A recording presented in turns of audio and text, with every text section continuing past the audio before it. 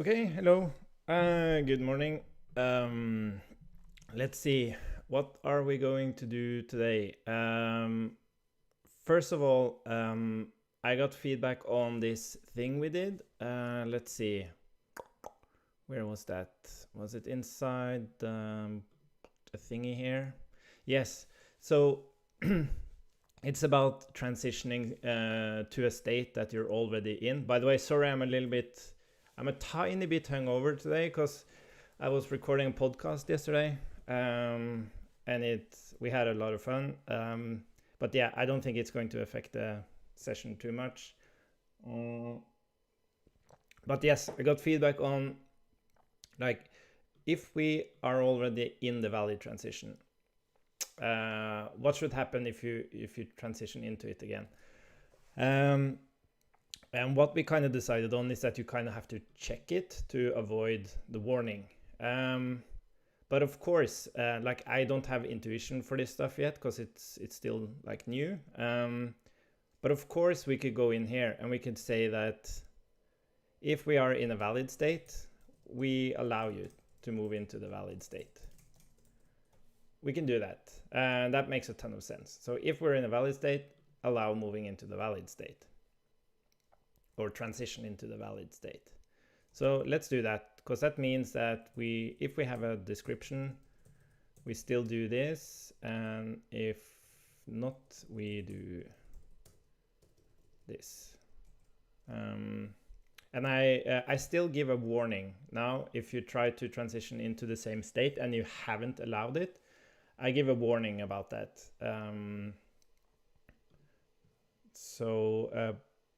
But yeah, you don't have to actually check with matches. Cool. Yeah, so that works. Okay, so that's really good feedback. Really good.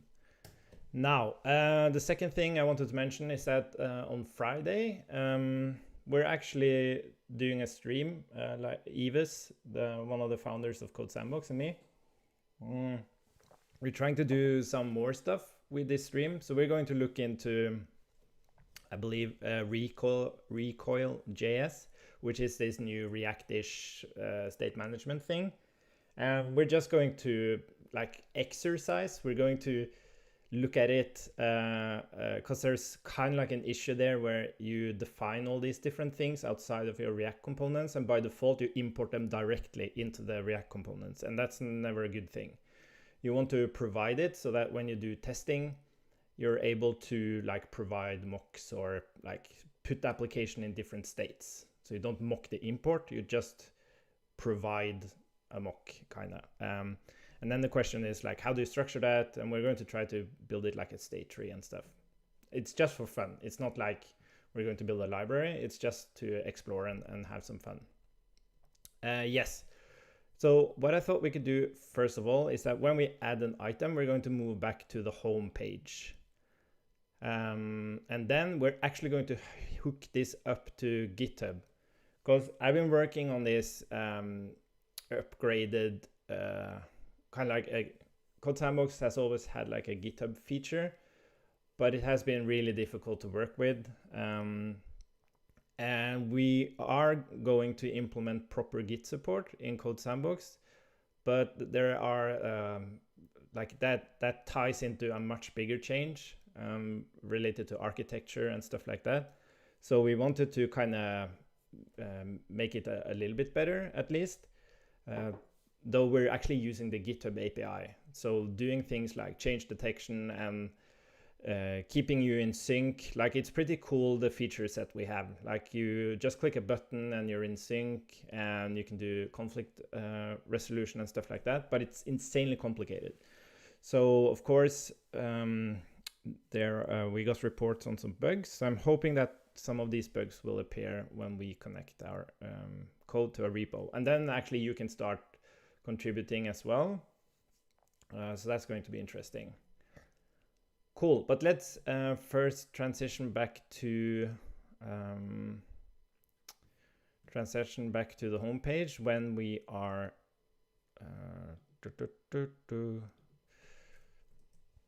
when we are done. So I guess So what I thought maybe we should do here is, like, I want you to kind of see that it was added. So if you were to click add, and then it just transitions back to the home page while you kind of see the contents, then, well, let's not care about that. The thing I wanted to bring up is, like, sometimes you want to put in like artificial delays to kind of indicate stuff for the users. But in this case, we're not going to do that. We are rather going to do state transition home.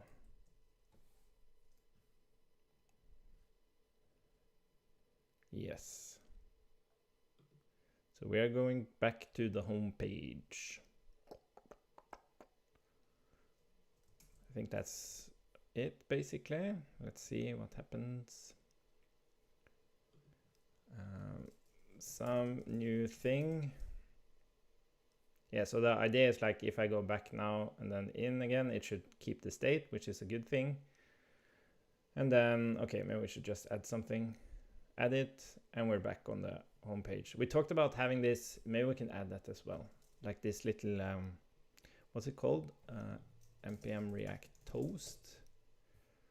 Toastify. Toast, no. Toastify. Let's see. Oh.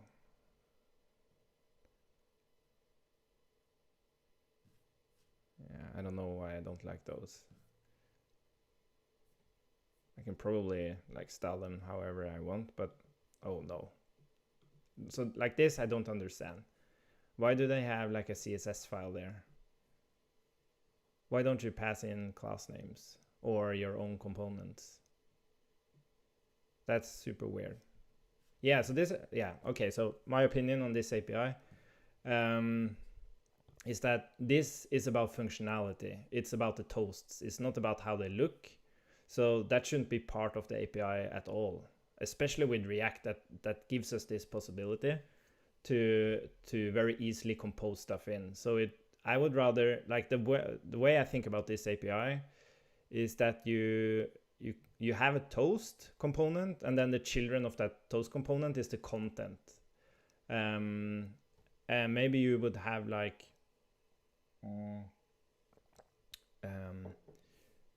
yeah, or maybe you would have like a toast provider, which gives you like functionality. So it will kind of give you the ability to close the toast and stuff like that. But you render the contents of that toast. So I didn't like that one.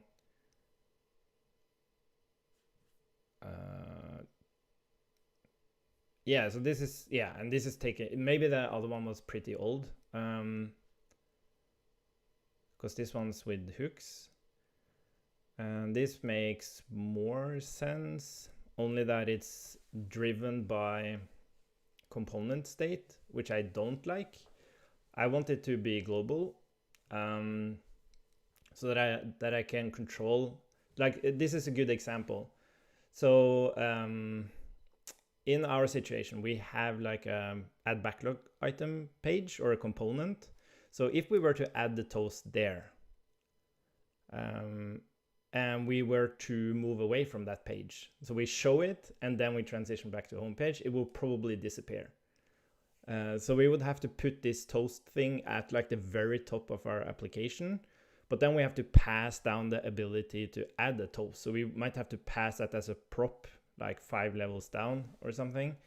And I don't like that either. But I might be wrong about that. Maybe they use some other. Yes, they have a toast provider, which means you could have like a toast provider at the top.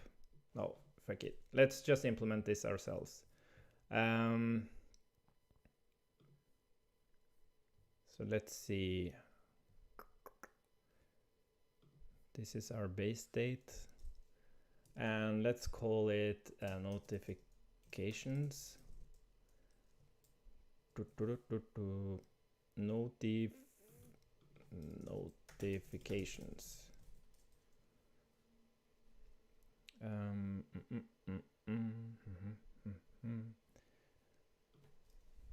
Yeah, of course we have to type it. So I'm like currently the notifications should be very simple. They shouldn't be like you shouldn't be able to close them or anything. It should just pop up and then they're gone in a couple of seconds or something. But having an array allows us to kind of later have like multiple notifications, if that makes any sense for this app. Maybe I'm over, of course, again, I'm over engineering this. Yeah, so maybe we should just do the bare bone thing. Yeah, let's just do notification. And then it's either string or it's null.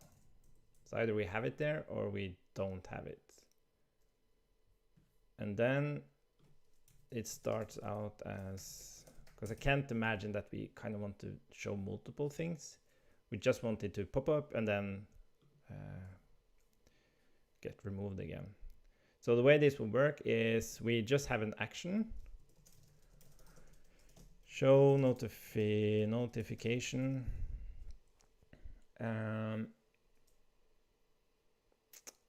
Well, we don't even need show notification here actually.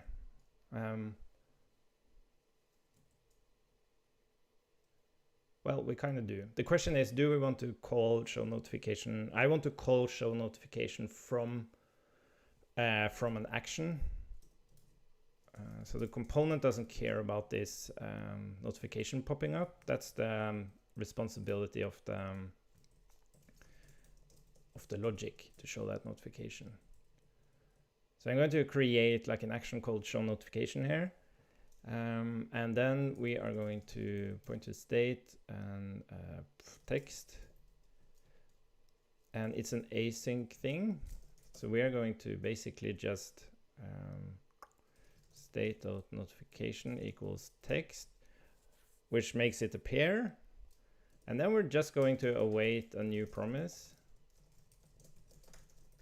that waits like 1.5 seconds or something, which just resolves it. And then we're going to set notification to null. And then you could say like, what if you call show notification multiple times? But the point is that we're not going to do that now. It's not going to happen. So if we get into that situation, then we can go in and change this implementation. But we're going to just do it very simply first. So when we are in our backlog item, we are going to, where is it? Yes. So what we could do here is we could actually await the showing of the notification itself and then we transition home, or we could just call it and then we transition home. So let's try that first. So we grab the actions from our add backlog item. Actions, show notification, backlog item added. And then you could have like errors and success and all this stuff, but we're just going to do it like this. And then we're going to create our notification component. So I guess that can be a UI component. Notification. Let's just copy something here. Do I have something simple? Yes, notification.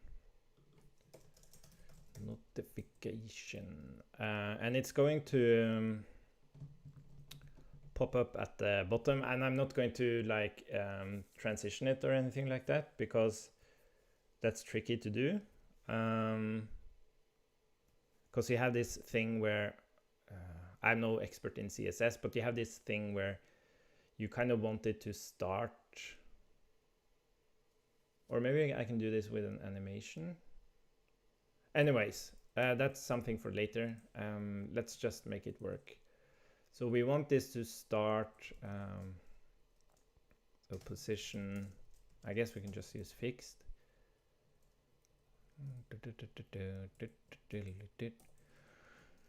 And we want it to start, or it should display at the bottom of the screen. So like, I don't know,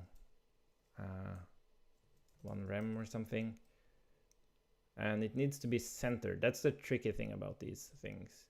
Can I use the margin trick for this? So if I kind of set a width, so the width should be, yeah, I guess I can hard code the width. So let's say 300 pixels. And then I can say margin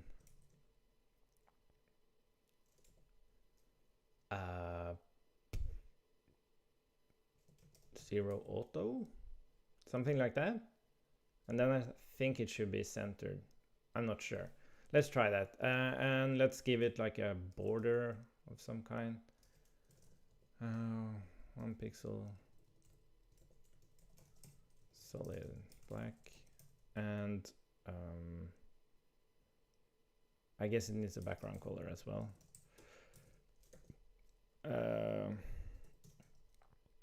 Oops. Was it primary we were using? No. I completely forgotten. Main. We're using main. Okay. And I guess, yeah, let's just try this. And let's give it some padding as well. Did we have some spacing? Oh, we do. Oh, it's numbers. Yeah.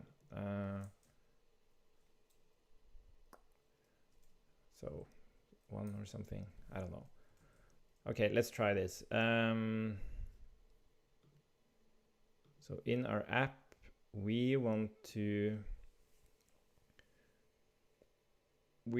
have this. Okay, so we need to change our app a little bit because now we're wrapping our app in other things. So, okay, add backlog.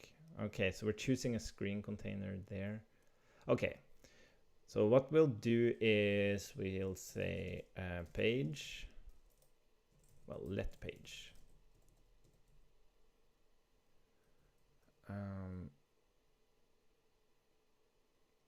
Yeah, so we say the page is this, page is this, page is this, or page is this, and then I guess we should do this properly with else if, and else if, and then else. The page is this, and then we can, oops, and then we can actually return. I'm not sure if this is supported here, but then we return the page, but we're also going to return our notification if we have some notification state.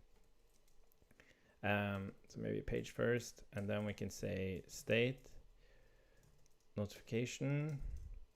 We're going to render our notification. And I guess we can just do this. And state notification.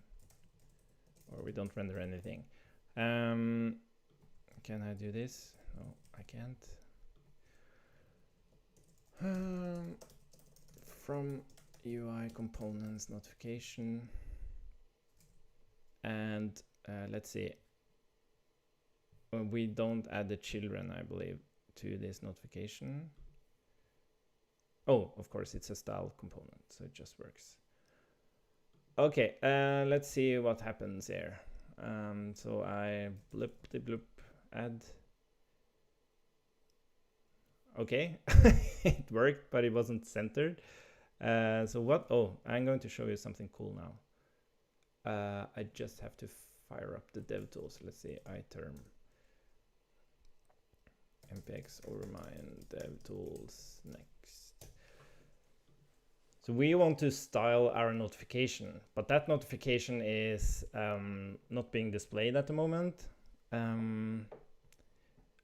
which makes me want to maybe go in and change some code. But we're going to try something pretty cool and see if it works. Let's see. Takes a little bit of time to fire that up.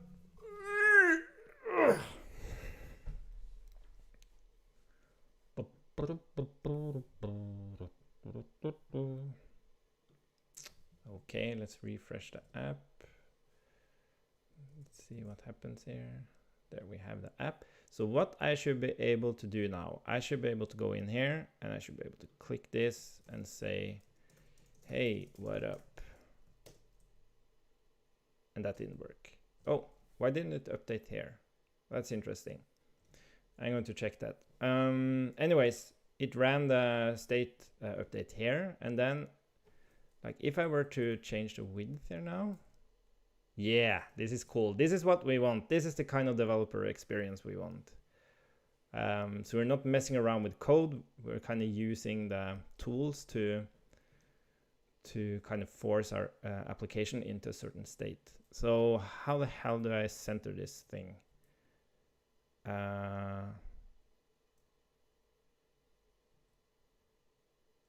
I think there's like this trick of you can do like min width 100% and then kind of uses the width or something like that. Maybe it doesn't work. Oh. Oh my god, sorry. Okay, how the hell do I center this thing? What if I do absolute instead? No. I thought this would work. Like 0 and then auto.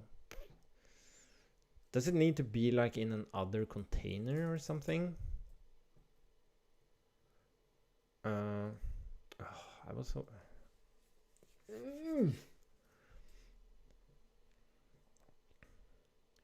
I was hoping that would work. At least we can give it some more padding. Do I have this type of syntax now? Yeah.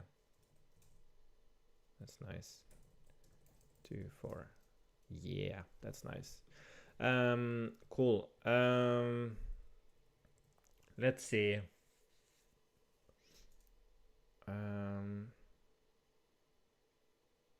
I have no idea how to center this. Well, I do know how to, but I don't know how to do it in a single element. How do I do that?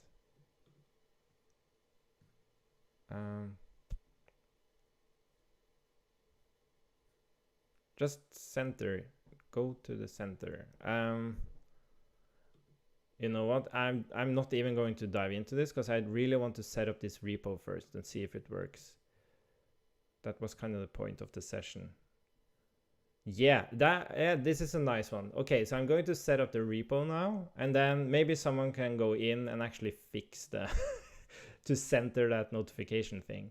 Let's add some border radius to it. Do we have any? I don't remember if we have any. Yeah, we even had that. Yeah.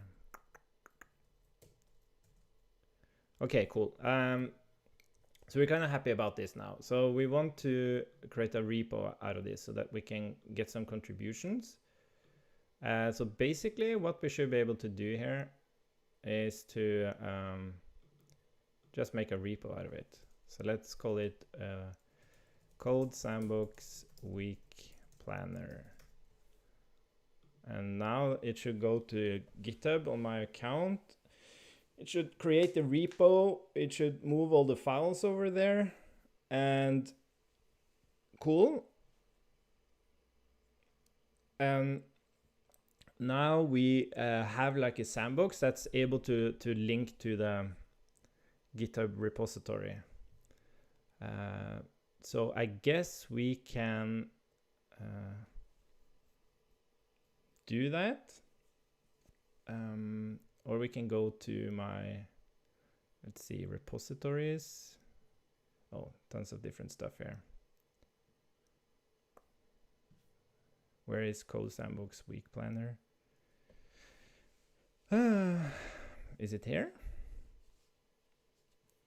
Yeah, I think maybe I have to refresh. That's a bug, I think. Okay, so that's one thing. Let's see what happens if I refresh. So yeah, me like creating this repo and stuff like that is to kind of test the experience, actually test the experience and use the feature. Yeah, because I would expect I would actually expect that repo to pop up here, but it doesn't, which is really, really weird. Okay, so that's the first thing we need to fix. Why the hell didn't it pop up here? Cool. Yep. But that's nice. So basically what you can do now, we can kind of go to, let's see, repositories, let's go back here.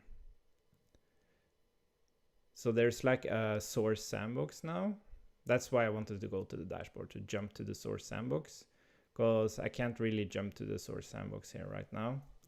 But if we were to go there manually, we can go to GitHub, Codesandbox, week planner. So this is kind of like the source. This is the window into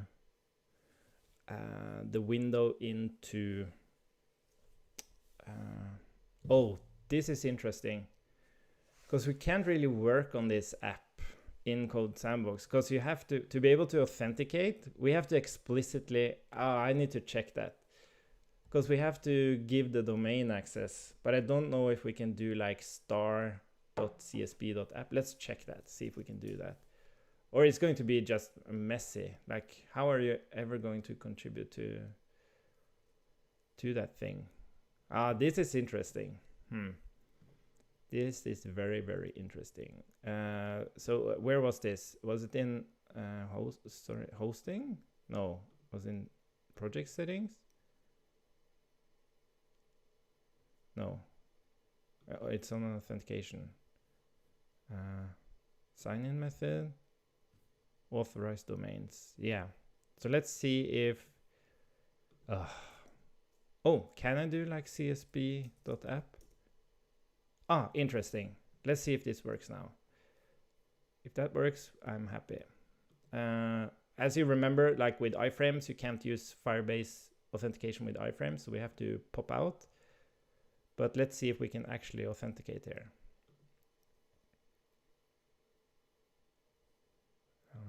Logging in. And we're in. Awesome. That's really great. Okay, so we have prepared that. So basically people can go to this URL and then you can fork it. And then you can try to, yeah, maybe you can help me with this. Like, what's the experience like going to this URL, forking the sandbox, try to make some changes, try to create like a PR and stuff? Like, how does it feel like? Does it work? Is it confusing? All this stuff. And as I mentioned, Codesandbox is going to get proper Git support, which will change the flow of how you kind of think about this stuff. But yeah, until then, it's going to be quite some time before we get that properly in there. So until then, it's nice to have this GitHub specific flow to deal with it. Anyways, thanks for following along. Let me know on Twitter or whatever if you have issues trying to contribute with something, or a comment on YouTube or something, and we'll look into that and make sure that we make this stuff work. And that's kind of fun. Like, we can test like this GitHub flow on Codesandbox while we also look at code suggestions and stuff like that. Cool. Bye for now, and I'll talk to you tomorrow. Bye bye.